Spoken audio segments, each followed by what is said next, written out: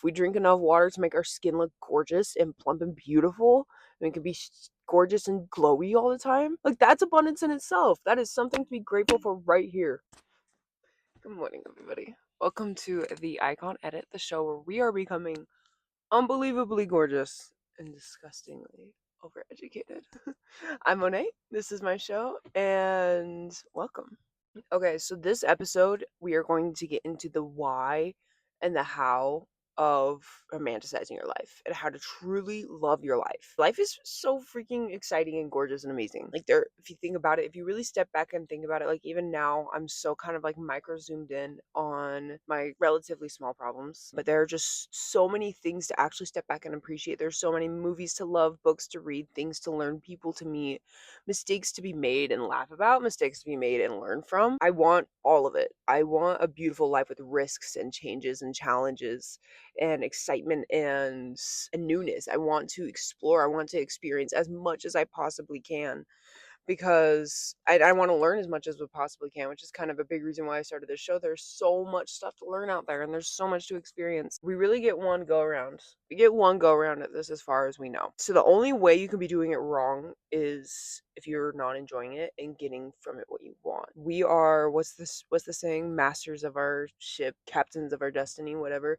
We have to believe that. Especially in today's day and age, it has never been more true, in my opinion. You can say what you want. I know top 1% evil controls everything, yada yada. If you don't let that noise phase you out, you can lead such an incredible life and you have control over where you go.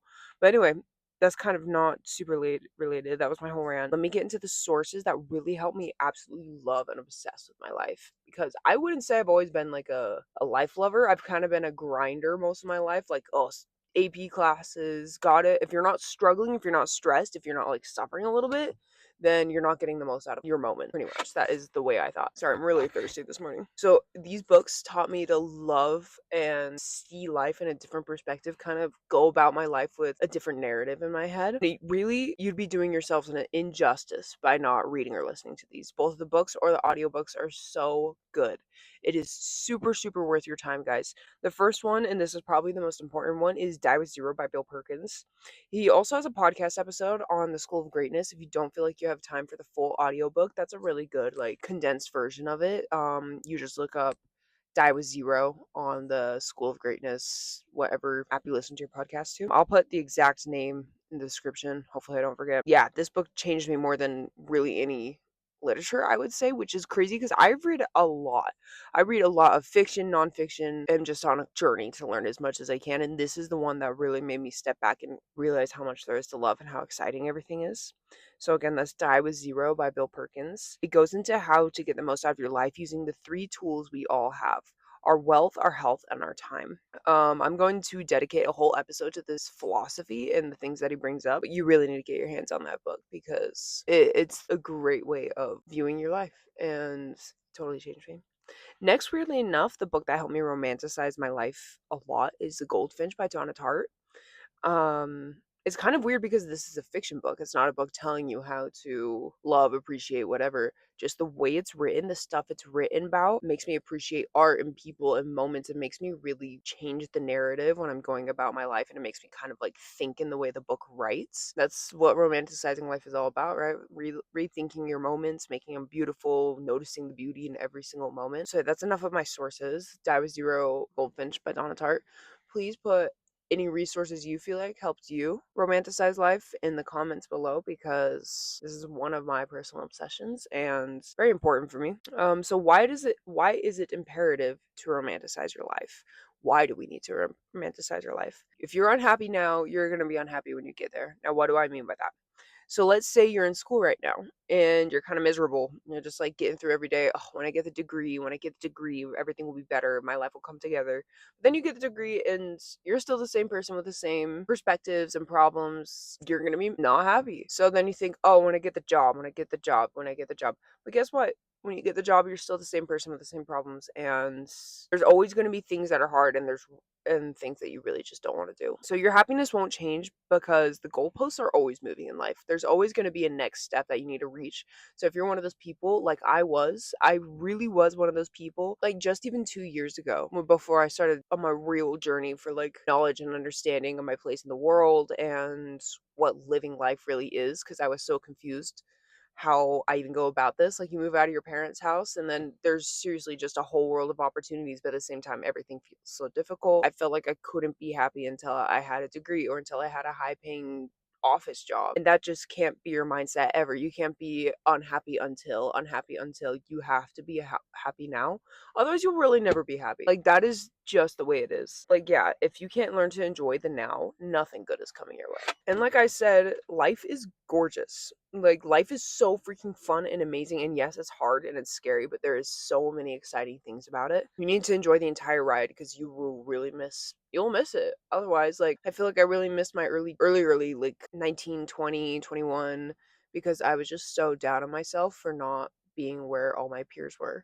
And mind you, I grew up in like, I'm growing up, I'm still in an area where it's a very wealthy area and it's very normal for kids to have their parents help them every step of the way for college. And I just felt so much resentment for that, for them and for my parents and for where I'm at. And as soon as I stepped back and I learned to just love where I'm at, because where I'm at right now is so fun and amazing in its own ways. Yes, I don't have that office job that I really thought I would have when I was in sixth grade and imagining my old life or my older person life, but I seriously love every single moment, and I couldn't say that a year ago or 2 years ago, I would say. And also on top of this, it is incredibly, absolutely magnetic and charismatic trait in a person who absolutely loves and appreciates and accentuates every moment they can, who is here for the ride, here for the risks, here for the challenges, here for the changes. We are always drawn to the people who love the moment that they're in and they want to make the most of every single moment, and they're here for the risks and the changes and the challenges, and it really just feels like they're here for the exciting ride of life. Those personalities are addicting. So if you become that personality, you are going to become so magnetic and charismatic. It's going to show through. People are going to be drawn to you and want to spend time with you. So from a psychological standpoint, when we grow up, we're supposed to take every moment of life super seriously. Stress and worry kind of become our norm. Like, it feels weird not to be stressed or worried. So when you find someone who's just genuinely intoxicated with the act of living, you will never want to leave their side. Addicting, it is what's the word? Contagious. They remind us of childhood, and childhood is all of our ultimate dream. We want to go back to where nothing really mattered and everything was fun. So being in that here and now and loving it is very much like childhood, where everything, you want to bring this back. I don't know if that made sense. I'm gonna leave it in. But you know what I mean? Like, we want to be our childlike selves in the way we are so curious, excited, and everything's so new. So now we get into the how. How do we romanticize our life? And I will have multiple lists on my TikTok, my Instagram, about the little things like lighting your candles or making your food look really pretty. And that's kind of a big one. Like, seriously, just invest in a couple really pretty bowls, plates, spoons, cups. Like, just buy like one of each literally from Amazon. Take good care of those, because that's also part of romanticizing life. Like, taking care of the things you love and taking that time to clean your dishes, to listen to your music, to light your candles, to make your food look extra beautiful, put extra time into it and enjoy it. It's worth it. But that's kind of off my point here. But I want to talk about how you actually psychologically switch to be able to romanticize your life. You can do all the steps, but if you're not in the psychological mindset to romanticize, it will just feel like you're wasting your time. Like, you'll just get like, what is actually the point of this? And it'll kind of make you overthink more. So it's important that you take these steps when you are lighting your candles, turning on your music. I put some TikTok things, like, everyone tell me what you do to romanticize your life, and a lot of them were like, say hi to the birds or say hi to your friend. I don't even know. Poetry's actually been a big one for me. I've been into poetry lately. Oh my gosh. And Broadway. I love listening to Broadway classical music. But anyway, okay, check in with your senses. That is the first step. Whatever you are doing, check in with every single one of your senses. Take a second to realize what you are hearing right now and think about what you appreciate about that. think about obviously what you're seeing. That's kind of hard to miss, but just notice all those little things, like a sunset that's extra beautiful, a little bug that's on the ground, how beautiful and luscious the grass is. There's so much to appreciate. Smell is one that kind of goes under the radar, but when you're able to tune into that, it really helps you ground you to that moment. And same thing with touch. Get yourself fully immersed, because that is really the only way to draw yourself into the present moment, is to check in with all of your senses. And then when I'm doing stuff like this, I'm like, wow, I'm so grateful for where I live and look how beautiful the mountains are and the sky is. Wow, I'm so grateful for my food that tastes so good, which actually brings it, I guess this brings me to my next point, gratitude. The next step to romanticizing each moment is gratitude. Appreciate everything you are feeling, everything in front of you. We seriously live with so much abundance and we don't even realize it, because our perception of reality is completely skewed. Oh, I can't talk this morning. Our perception of reality is completely skewed from doom scrolling all day. So this kind of just leads to the next point: unplug. Leave TikTok, leave Instagram, all of that alone, because all that's doing, humans naturally, it is natural, instinctual for us to compare ourselves to another human, to compare ourselves to the people, things we see, the people around us, to see like, oh, are we catching up? And like from a deep survival standpoint, like, am I going to be able to survive the way these other people are? If they're catching more food than me, will I be able to survive? Am I going to fall behind? Yada yada.